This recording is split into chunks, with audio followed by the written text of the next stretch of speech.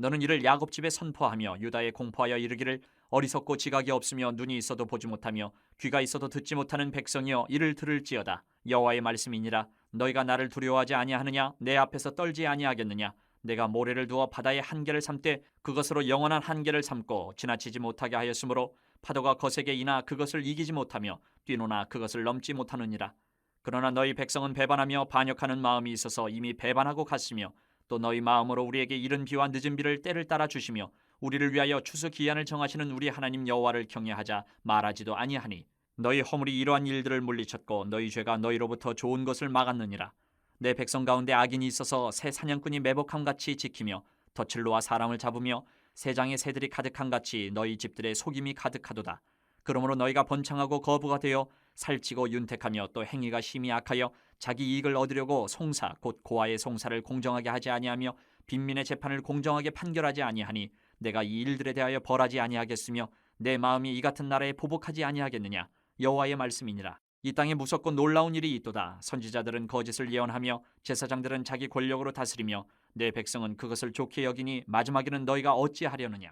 오늘 본문을 통해서 우리가 경외해야 할 분이 누구신지 또 그분은 어떤 분이신지 이것을 우리가 살피면 은혜가 될 것 같습니다. 이 본문에 기록된 예레미야 시대 당시의 유다는요, 유다 백성은 하나님을 알지 못하는 정말 어리석고 무지한 백성이었습니다. 이 유다 백성은 하나님을 경외하지 않고 이방신들을 우상을 숭배했어요. 그 죄가 갈수록 더해져서 이제 더 이상 하나님의 심판을 면할 수가 없는 그러한 최악의 상황이 되어버렸습니다. 그런데 그럼에도 불구하고 유다는 하나님을 두려워하지 않아요. 하나님과 언약을 맺은 이 조항들, 의로움을 그냥 왜곡을 시켜버렸어요.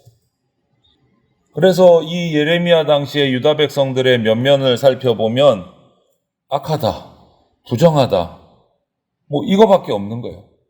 도무지 하나님의 심판을 피할 수가 없어요. 그래서 반드시 심판받는다라고 예레미야가 선포할 수밖에 없는 상황이 된 거예요. 반드시 받는다. 이제 더 이상 피할 길이 없다. 이런 유다의 비극은 그런데 유다 백성뿐만 아니고 지도자, 영적 지도자인 선지자들, 제사장들도 역시 자신의 본연의 직무를 올바르게 하지 못해서 타락했다라는 게 더 큰 비극이다. 여러분, 우리가 힘이 없으면 지혜가 있어야 돼요. 지혜가 있어요. 힘도 없고 맹수를 피할 지혜도 없으면 남은 거는 그냥 잡아먹히는 것밖에 없는 거예요. 힘도 없고 지혜도 없고 우리 연약한 인생이 진리조차 분별하지 못하고 악함으로 빠져가게 되면 결과는 참혹하다는 거예요. 여러분, 우리가 하나님을 경외하는 것이 우리 인생이 정말 지혜가 있는 겁니다. 오늘 한번 그래서 우리가 그 면들을 한번 살펴보려고 해요. 하나님은 어떤 분이시냐? 하나님만 경외하라고 하는데 하나님은 그럼 어떤 분이시냐? 하나님의 능력을 보면 세상과 사람을 창조하셨습니다. 그리고 그 세상과 사람을 주관하고 계시는 분이세요. 이런 하나님을 우리가 두려워하지 않는다? 이건 정말 어리석은 행동인 겁니다. 그래서 눈과 귀를 열어서 말씀을 들으라 이렇게 명령을 하세요. 눈과 귀를 열어서.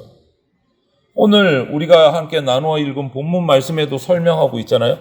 바다와 육지를 나누셔서 바다가 더 이상 육지를 덮지 못하도록 계속 붙들고 계신다. 모래로 한계를 쌓으시고 그것을 파도가 넘지 못하게 하신다. 이렇게 말씀을 하신단 말이에요. 그런데 과학자들은 그렇게 얘기하지 않아요. 그것은 성경에서 말하는 신화고 바다가 바닷물이 땅을 완전히 덮지 못하는 그 이유는 뭐냐? 달의 인력이 작용을 해서 자동적으로 그렇게 되는 거다. 이렇게 설명을 한단 말이에요. 우주를 다스리시는 하나님의 역사가 있기 때문에 유지되는 겁니다. 과학자들에게 물어보세요. 그러면 우주에 수많은 별들이 있는데 지구도 있고 달도 있고 태양도 있고 우리가 이름도 알지 못하는 수많은 과학자들이 아직 보지도 못한 별들이 수없이 있는데 무한한 이 우주 속에 그것들이 어떻게 그렇게 신기하게 하나도 서로 부딪히지 않고 계속 움직이고 돌고 있을까? 어떻게 안 부딪히지? 그건 뭐로 설명할 거냐? 꿀먹은 벙어리가 돼요, 과학자들은. 그거 어떻게 해요? 그냥 단순한 과학자들이라고 해서 우리가 그들을 다 신뢰할 수 없다. 인간의 지혜는 한계가 있어요. 하나님이 그것을 창조하시고 주관하고 운행하시기 때문에 무사히 돌아가는 거예요. 여러분, 태양과 우리 지구가 1m만 가까워져도 우리는 다 타 죽습니다. 다 타 죽어요. 1m만 가까워져도. 그것을 딱 유지하고 계신 분이 누구세요? 그럼 반대로 1m만 멀어지면요, 우리는 얼어 죽습니다. 우주를 다스리시는 하나님의 역사가 이렇게 있기 때문에 유지가 되는 거예요. 때를 따라 늦은 비와 이른 비를 주시기 때문에 우리가 농사를 짓고 추수를 할 수 있는 거예요. 이렇게 우리 인간은요, 자연 질서를 이렇게 운행하시고 이것을 통해서 하나님이 살아 계시구나. 하나님이 우리를 살게 하시고 주관하시고 자연을 이렇게 움직이게 하시는구나. 이것을 우리가 볼 수 있는 양심이라는 걸 우리에게 주셨어요. 하나님을 알든지 모르든지 양심은 있어요. 인간에게 하나님. 기본적으로 주신. 자연 만물을 통해서 우리 인간이 아니고 누군가 신이라는 분이 계시구나를 우리는 깨달을 수 있어요. 그것을 거부할 수가 없는 거예요.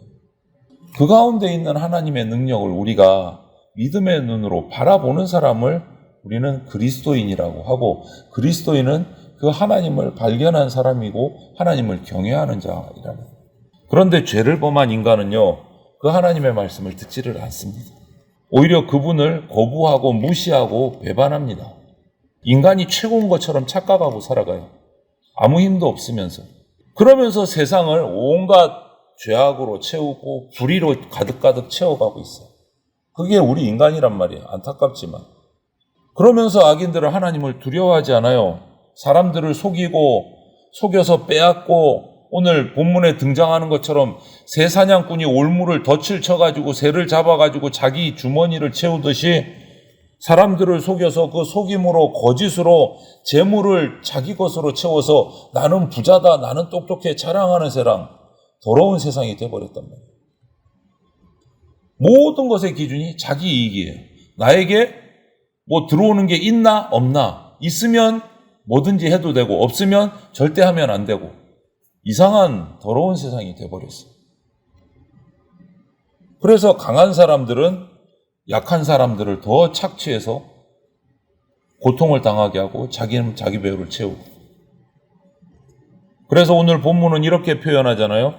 고아의 송사와 빈민의 재판은 무시되고 정의는 사라졌다. 오늘날 많은 사람들이 힘의 논리를 따라 살아가고 있어요. 그런데 이 예레미야 때도 똑같고 오늘날도 똑같아요. 사람 사는 세상이 이렇게 악하다는 거예요. 하나님을 떠난 인생은요, 죄의 노예가 될 수밖에 없습니다. 하나님을 두려워하지 않는 자들의 악한 행위는 계속 늘어나요. 예레미야 때보다 지금 우리가 사는 이 세상은 더 악해졌습니다. 그 죄가 쌓여왔거든요. 그런데 오늘 30절에 이거에 덧붙여서 무섭고 놀라운 일이 있다.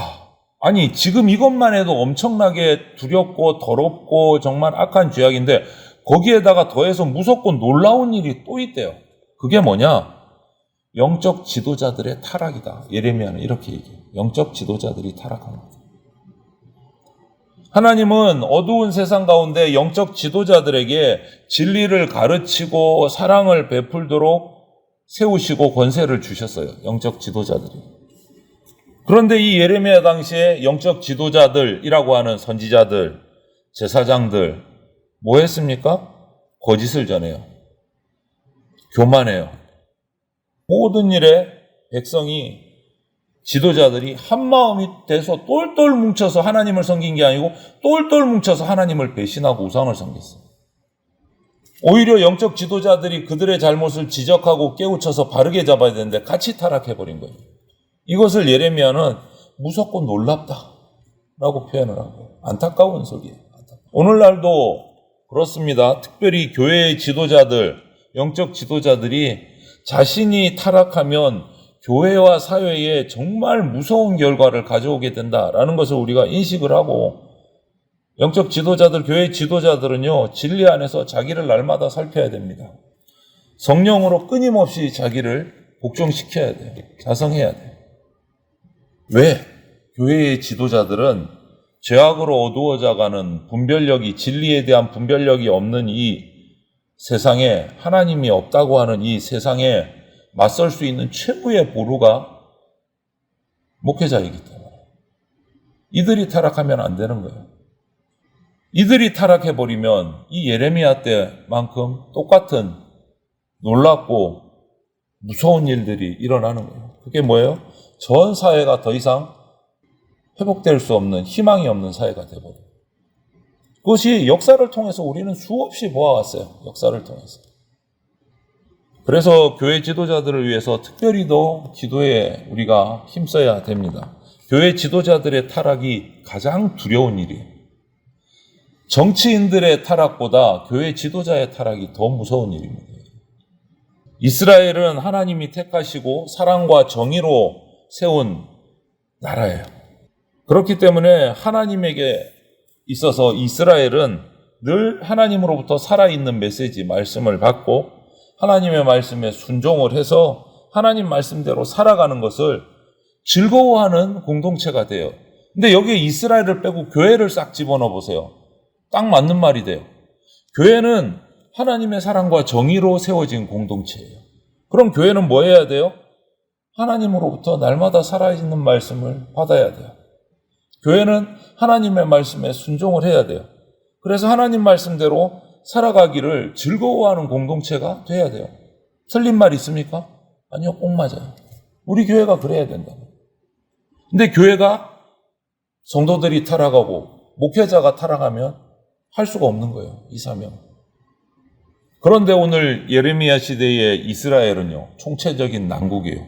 이 사명을 감당하지 못하고 있는 거예요. 어디도 희망을 찾을 수가 없어요. 왜? 영적 지도자까지 다 타락해서 거짓말을 하고 있으니까 희망이 없는 거예요. 희망이 없는 거예요. 이런 상황을 예레미야 선지자는 눈물을 흘리면서 이 절망적인 상황을 이렇게 탄식을 해요. 30절에 이 땅에 무섭고 놀라운 일이 있도다. 탄식을 하는 거예요. 탄식을. 예언자들은 입만 열면 거짓말해요. 거짓 예언을 해요. 정의는 사라집니다. 권력자들의 입에 맞는 아첨의 메시지만 전해요. 이렇게 하면 복 받는다. 저렇게 하면 하나님은 우리를 벌하시지 않는다. 완전히 그냥 아첨만 하는 메시지를 전한단 말이에요. 제사장들은 하나님의 말씀 속에 있는 그 하나님의 자리를 자기 욕심으로 딱 채워버렸어요. 예배도 사라졌어요. 말씀의 가르침도 없어졌습니다. 백성들은 그러다 보니 뭐가 올바른 건지, 뭐가 진짜 선한 열매인지 알 수가 없어요. 왜? 예언자들, 제사장들이 하나님의 말씀을 제대로 가르치지 않으니까 올바른 말씀을 배울 수가 없는 거예요. 뭐를 따라야 할지, 무엇을 하지 않아야 될지, 무엇을 기뻐해야 할지, 무엇을 슬퍼해야 될지 알 수가 없는 거예요. 그들에게는 마음이 죽어버린 거예요. 마음의 할례를 받을 수가 없는 상황이 되어버린 거예요. 마음이 없는 거나 마찬가지. 이 말을 바꾸면 이렇게 돼요. 하나님과 맺은 그 말씀의 언약을 따라서 살아갈 의지가 없어졌다. 그냥 몸은 와서 때 되면 하나님 앞에 제사하고 예배하는데 마음은 하나님 말 들을 생각도 없고 하나님 말씀대로 살 생각도 없고 그냥 나와서 몸만 제사 드렸다, 끝났다, 집에 간다, 끝 이러고 살아간다는. 혹시 우리의 모습은 그렇지 않은가? 아우 주일이네, 수요일이네, 예배 드리러 가야지 1시간 앉아 있다가 주기도문 하면 끝, 이제 할 거 다 했다, 집에 돌아가서 또 내 맘대로 산다. 이거하고 뭐가 달라?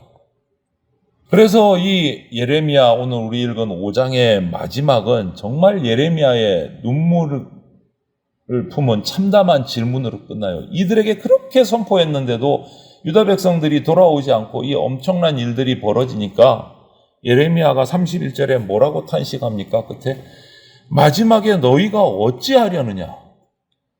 탄식이에요. 너희들 어떻게 되려고 이러냐? 이 말이에요. 5장의 마지막이 이렇게 끝난답니다.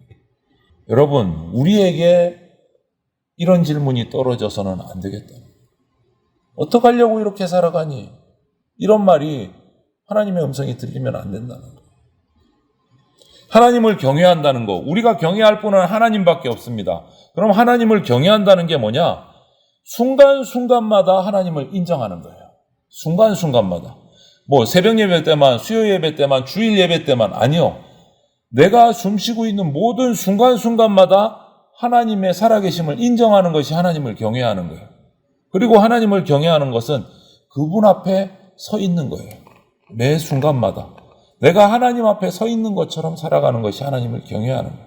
일하실 때도, 밥을 먹을 때도, 잠을 잘 때도, 사람과 대화를 할 때도 나는 지금 하나님 앞에 서 있다. 그것이 하나님을 경외하는 거예요.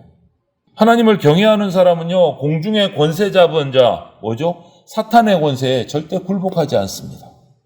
오히려 하나님을 경외해서 두려워하기 때문에 자신을 돌아보고 반성하면서 살아갑니다.